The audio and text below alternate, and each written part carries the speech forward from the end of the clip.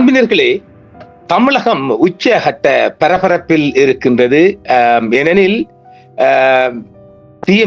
திமுகவின் வெற்றியை பரப்பியதற்காக மாபெரும் திட்டங்களை, சதி திட்டங்களையும் வகுத்து வருகின்றார் இந்திய உள்துறை அமைச்சர் அமித்ஷா தடிமாடு. நாம் அவருக்கு பேர் வச்சுக்கிறோம் இல்ல, தடிமாடு. இவர்தான் மிகப்பெரிய இஸ்லாமிய விரோதிகளுக்கான ஒரு கூடாரத்தின் தலைவர். இவர் அடுத்த வாட்டி இவர்தான் பிரைம் மினிஸ்டருக்கு எதிர்பார்க்கப்படுகின்றவர். இவர் மேல மிகப்பெரிய கிரிமினல்காரன். ஏனெனில் பல என்கவுண்டர்களை முஸ்லிம்கள் வட இந்தியாவில் பல மாநிலங்களில், குஜராத் போன்ற மாநிலங்களில் பல வகைகளிலும் இவர் முஸ்லிம்களுக்கு எதிராக என்கவுண்டர் செய்தவர். மிகப்பெரிய இவருக்கு எதிரானவர்கள் அல்லது இவர் விரும்பாதவர்களை எல்லாம் இவர் போட்டு தள்ளிய ஒரு உத்தமன். இவர்தான் மிகப்பெரிய ஒரு சதிகார திட்டம். இப்பொழுது தமிழ்நாட்டுக்குள் சங் பரிவாரங்களின் திட்டங்கள் நிறைவேற வேண்டும் என்பதற்காகத்தான் விஜய் தனியாக களமிறக்கப்பட்டிருக்கிறார். அதன் முழு நோக்கம் என்னென்றால், விஜயை களமிறக்கின்ற போது மிகப்பெரிய ஆரவாரம், ஜென்ஸ் கூட்டங்கள் வந்திருக்குல்ல. இப்ப ஒரு ஊழல் செஞ்சு போட்டாலும் கூட யாரும் நம்ப மாட்டாங்க. எப்பா மிகப்பெரிய கூட்டம் சேர்ந்துச்சு இல்ல, வாக்கு இல்லாத கூட்டம். இதுதான் இதுக்குள்ள மிகப்பெரிய திருப்பு முனை. அதாவது விஜய்க்கு உண்மையாக சட்ட ரீதியான வாக்களிக்க அங்க மிச்சம் அரிது குறைவு. ஆனால் அவருக்கு கூடிய கூட்டங்களை பார்க்கின்ற போது அவர் 234 தொகுதி கண்டால் கிட்டத்தட்ட 400 தொகுதியும் தூக்கக்கூடிய அளவுக்கு மக்கள் கூட்டம் பார்த்தோமில்ல. அது உண்மையான கூட்டம் தான், மாற்றுக்கிறதுக்கு இடமில்லை. ஆனால் அதிலே அரைவாசிக்கும் பேர் வாக்குரிமை பெற்றவர்கள் அல்ல.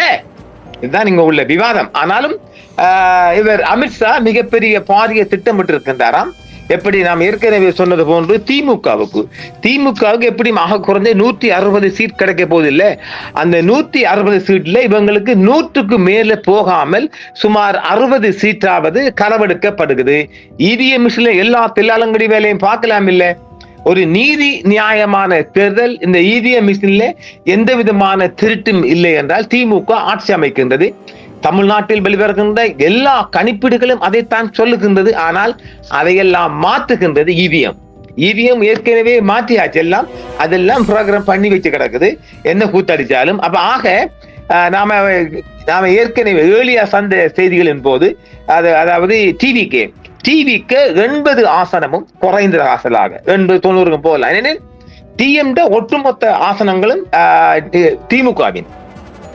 திமுகவின் ஒட்டுமொத்த 60 சீட்டுகள் திருவிடப்பட்டு அது டிவிக்கு அளிக்கப்படுகின்றது. அதனால் டிவிக்கு 80 ஆசனங்களும், அதாவது தமிழ்நாட்டில் யாருக்கும் ஒரு பெரும்பான்மை இல்லை, ஒரு பெரும்பான்மை இல்லாத ஒரு களத்தை உருவாக்கி எல்லோருக்கும் அங்க யாரு மெயின் போட்டியாளர்கள் யார் என்றால் திமுக, அதிமுக, டிவிக்கு.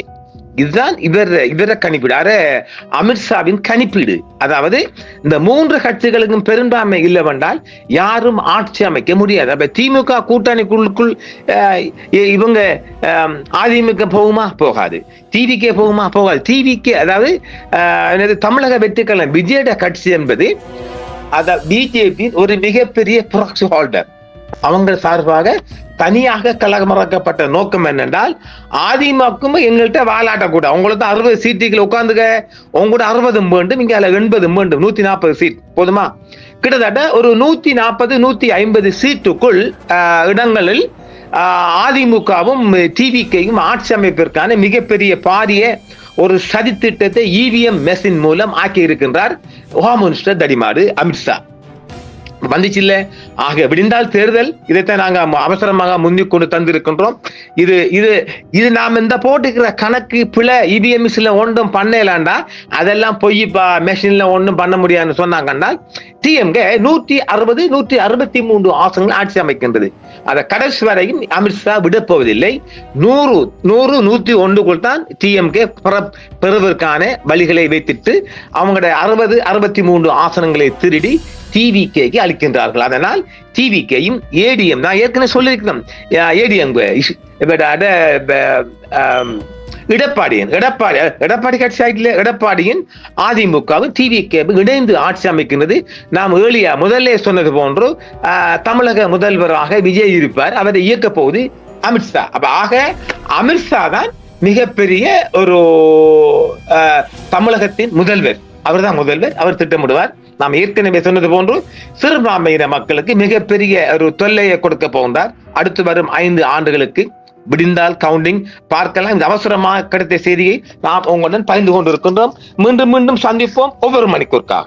என்றும் உங்களுடன் சன்ரைஸ் இந்தியா டிவி. சப்ஸ்கிரைப் பண்ணுங்கள், பெல் பட்டனையும் கிளிக் செய்யுங்கள். உங்கள் ஆதரவே எங்கள் சேவை. ஆதரவு தாருங்கள், அரவணைப்போம். மறக்காம சர்ப்ரைஸ் பண்ணுங்க. தேங்க்யூ.